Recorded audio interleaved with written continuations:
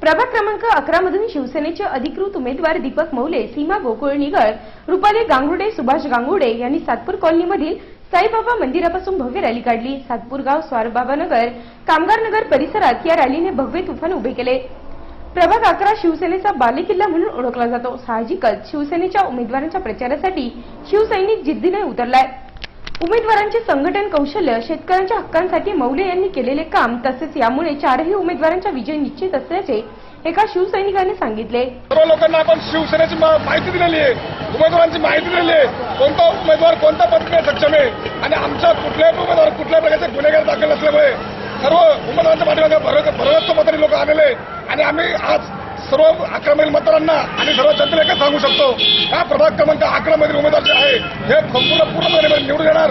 स्वच्छ सातपूर, सुंदर सातपूर, सुरक्षित सातपूर अशा घोषणा महारॅलीतून देण्यात आल्या।